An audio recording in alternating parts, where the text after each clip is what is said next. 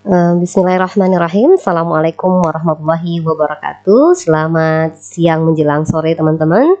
Semoga semua dalam keadaan sehat dan berkah keluarganya dan semua urusan hari ini dilancarkan. Baik teman-teman, hari ini kita akan sedikit membahas tentang bagaimana sih kita melihat kondisi finansial kita saat ini. Ya teman-teman, nanti akan kita bahas secara detailnya ketika nanti teman-teman kita bahas secara offline ataupun nanti secara online. Tapi sore ini kita cukup akan mengenal sedikit saja tentang apa itu namanya cash flow teman-teman. Baik, kita mulai ya. Nah, cash flow mungkin barangkali teman-teman sudah ada yang banyak tahu dan sudah ada yang praktek untuk masalah cash flow ini. Tapi jujur, kalau saya sebelum belajar dengan Gurunda Reza Randy itu hanya sebatas mengetahui dan pernah dengar saja istilah ini. Nah, namun setelah dapat ilmu dari sang guru Reza Randy itu lebih jauh mengenal lagi, bahkan mengenal kondisi finansial saya sebelumnya.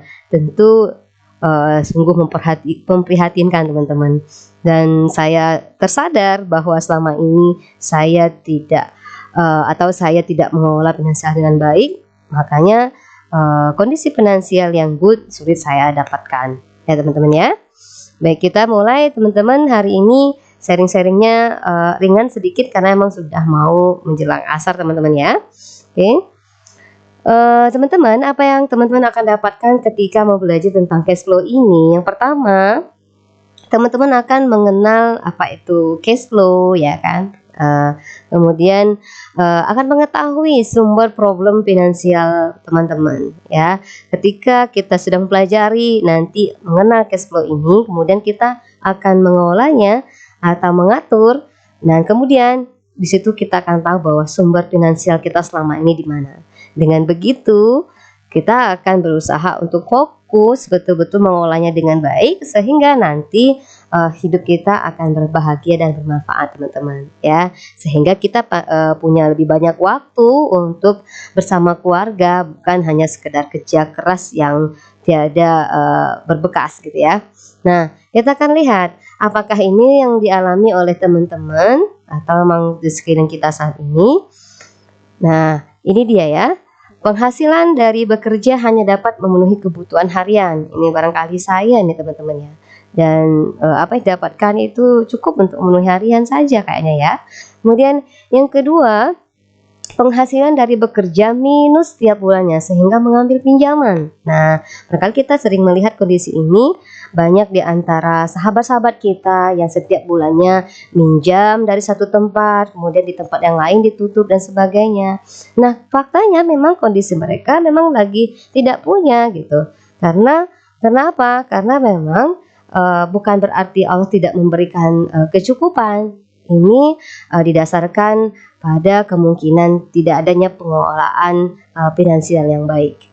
Yang ketiga, bekerja hanya untuk melunasi cicilan. Nah, ini banyak di antara kita ya, bahwa kita termasuk saya kerja itu hanya untuk melunasi cicilan per bulannya gitu. Sehingga ketika kita bekerja itu yang gentayangan itu cicilan gitu ya. Nah, teman-teman, kemudian kerja keras yang tak berbekas. Betapa banyak di antara kita yang pergi pagi, pulang malam gitu.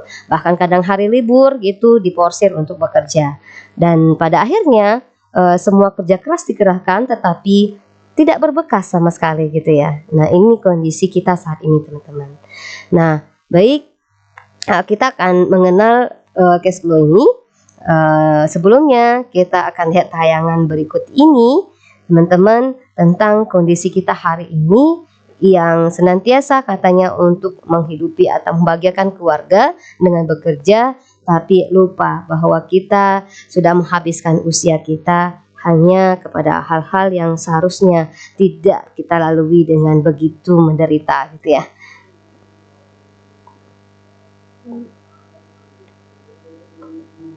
Ada seorang manusia, sebut saja namanya A yang baru lulus sekolah butuh sepeda motor untuk mencari pekerjaan. ayahnya yang seorang buruh pabrik memberikan motor bekasnya yang masih bagus untuk dipakai A mencari pekerjaan. Di sini A masih sangat murni, masih bebas dari utang dan cicilan. Setelah diterima kerja, motor ayahnya dijual untuk dijadikan DP membeli motor baru dengan cicilan 5 tahun. Tujuannya agar terlihat lebih keren karena A sudah punya pekerjaan. 5 tahun bekerja, gaji A bertambah. Kemudian motornya dijual untuk dipakai DP mobil baru dengan cicilan 5 tahun, tujuannya agar terlihat keren. Setelah itu, A bekerja lebih keras dan rajin untuk membayar cicilan mobilnya. 10 tahun bekerja, akhirnya A menikah dan memiliki anak. Kemudian A meminjam uang dari kantor untuk dipakai DP rumah dengan cicilan 25 tahun, agar terlihat mapan secara finansial.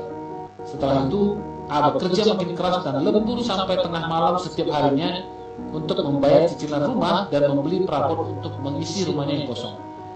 20 tahun bekerja, kebutuhan A semakin tinggi. Anaknya yang sudah dewasa butuh kendaraan untuk kuliah dan akhirnya A meminjam lagi dari kantor untuk membeli mobil untuk anaknya dan membayar dengan sistem cicilan. Setelah 30 tahun bekerja keras, semua cicilannya belum juga lunas. Akhirnya A tetap bekerja keras untuk membayar cicilannya dan tanpa disadari usianya sudah 60 tahun saat itu. A sudah ingin pensiun untuk menikmati hidup di masa tua, tapi A tidak bisa melakukannya karena cicilannya masih banyak. Kemudian A meninggal dan utang cicilannya diwariskan pada anak-anaknya. Sampai di sini coba renungkan, berapa banyak waktu yang A habiskan untuk membayar cicilan yang seperti tak ada ujungnya. Selesai cicilan lama, muncul lagi cicilan yang baru. Begitulah manusia. Lahir di dunia ini tak pernah menyadari untuk tujuan apa sebenarnya Tuhan menciptakan dia hidup di dunia ini. Apakah tujuan manusia hidup hanya untuk membayar cicilan seumur hidupnya? Bukan. Manusia diciptakan di dunia ini untuk menikmati dunia ini dengan bahagia dan bebas. Bukan terikat pada pekerjaan dan utang yang tak ada ujungnya. Sebab itu, yuk jauhi cicilan. Yuk jauhi utang. Hiduplah sesuai kemampuan, bukan hidup karena keinginan. Yuk, hiduplah dengan bahagia. Baik teman-teman, di video tadi, nauzubillah ya, semoga kita semua terhindar dari kehidupan seperti itu, sehingga sampai masa tua hingga meninggal itu cicilan masih ada, bahkan diwariskan teman-teman. Sangat ironis sekali ya.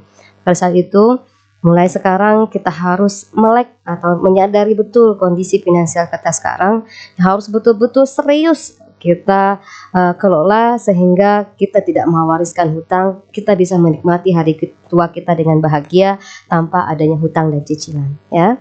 Baik teman-teman, cash flow. Nah, cash flow itu merupakan pergerakan uang yang masuk, cash inflow maupun keluar atau cash outflow dalam periode waktu tertentu. Nah, teman-teman pernah nggak memperhatikan tentang berapa uang masuk atau berapa uang keluar gitu ya? Kemana posnya gitu? Atau barangkali selama ini sama dengan saya gitu ya? Yang masuk aja gitu, yang keluar aja. Mana yang ada dipakai dulu gitu.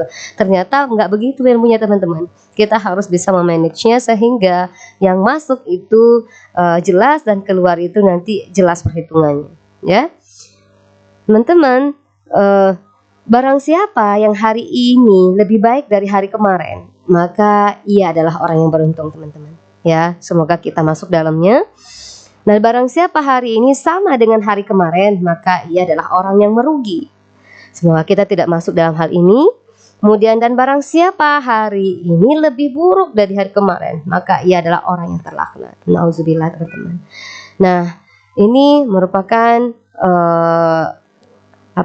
nasihat dari Ali bin Abi Thalib ya. Semoga kita dapat menghindari yang buruknya dan berusaha untuk menjadi manusia yang senantiasa lebih baik dari hari kemarin ya. Nah, dari hal ini oleh Gurunda Reza Randy itu memberikan ilmu tentang cash flow. Nah, bagaimana kondisi keuangan kita yang terlaknat cash flow? Nah, terlaknat cash flow itu seperti kondisi keuangan yang income-nya itu tidak nampak kemana ya. Kemudian pengeluaran yang begitu banyak, kemudian aset tidak ada, sehingga kondisinya seperti tadi. Kita lebih banyak hutang, kemudian nyicil sana sini gitu ya. Dan sehingga kita pada akhirnya tidak ada simpanan, tidak ada aset kemudian gitu. Sementara kebutuhan hidup itu banyak yang harus dipenuhi. Nah, ketika kita mengalami hal ini, berarti kondisi kita adalah terlaknat cash flow kawan-kawan ya. Dan kedua, merugi cash flow. Ini kita punya income gitu ya. Nah, itu tadi income kemudian pengeluaran. Nah, 1, 2, 3 dan 4. Tetapi income yang kita punya itu hanya untuk bisa memenuhi kebutuhan atau pengeluaran tadi gitu. Artinya loss gitu. Mana yang masuk sama dengan mana yang keluar, habis gitu. Dan aset pun tidak ada. Nah, yang ketiga, ini dia namanya amazing cash flow. Di mana di amazing cash flow ini teman-teman memiliki income yang bagus gitu ya. Kemudian pengeluarannya itu cukup terkendali sehingga income yang ada itu berhasil di manage dan bahkan bisa untuk ditabung. Selain itu juga teman-teman memiliki aset. Nah, aset ada namanya berkah income yang selalu masuk gitu ya. Nah, ketika kondisi ini terjadi, maka teman-teman sudah berada pada amazing cash flow katanya gitu ya. Nah, tentu ketika sudah berada di amazing cash flow, teman-teman akan berada pada kehidupan financial freedom. Artinya sudah tidak bekerja terlalu keras, tapi income berkah masuk, kemudian income yang lainnya juga masuk, kemudian pengeluaran terkendali dengan baik, kemudian aset terbangun dengan baik gitu ya. Jadi income meningkat dan sebagainya. Nah, kondisi ini tentunya harus kita perjuangkan teman-teman. Tentunya dengan mengelola finansial ini secara serius mulai dari sekarang teman-teman gitu ya. Dan sebelumnya tidak terlalu perhatikan, barangkali memang kondisi inilah yang membuat kita carut marut dengan kondisi finansial kita yang selalu kurang atau bahkan sering mengambil pinjaman di sana sini. Nah, mari teman-teman nanti kita coba untuk fokus melihat di satu titik permasalahan ini sehingga kita akan berusaha untuk mengolahnya dengan baik. Nah, kita akan insya Allah membuktikan ini. Ketika kita sudah mengolahnya nanti, insya Allah kita akan lihat perubahan yang signifikan dari segi bagaimana kondisi finansial kita. Teman-teman, tentu barangkali ada pertanyaan untuk ke amazing cash flow. Ini hanya orang-orang yang memiliki income yang bagus dong, atau orang-orang yang memiliki income tetap yang lumayan besar gitu. Tidak teman-teman. Ternyata setelah yang saya pelajari dengan guru, ternyata untuk amazing cash flow ini tidak hanya untuk kalangan tertentu, tetapi semua kalangan bisa mencapainya, termasuk orang-orang yang mungkin punya usaha kecil, hanya usaha harian dan sebagainya gitu. Ketika kita berhasil atau fokus untuk mengelola finansial ini, insya Allah kita akan sama-sama merasakan manfaatnya, bisa untuk mencapai amazing cash flow ini teman-teman. Tentu ya mulai dari hal kecil, nanti teman-teman bisa mengembangkan asetnya dan sebagainya ya. Nah, untuk bagaimana caranya teman-teman? Ya, tentu ada next session. Bisa jadi teman-teman nanti kita akan ketemuan ya. Kita akan ketemuan untuk praktek belajar bareng tentang perhitungan-perhitungannya, prakteknya. Dan bisa juga nanti kita bisa lewat via online lagi seperti ini.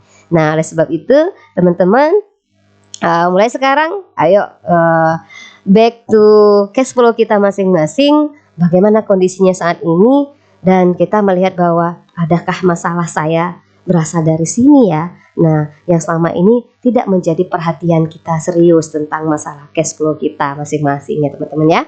Nah, baik teman-teman, untuk sore hari ini saya memberikan sharing tentang bagaimana kondisi cash flow.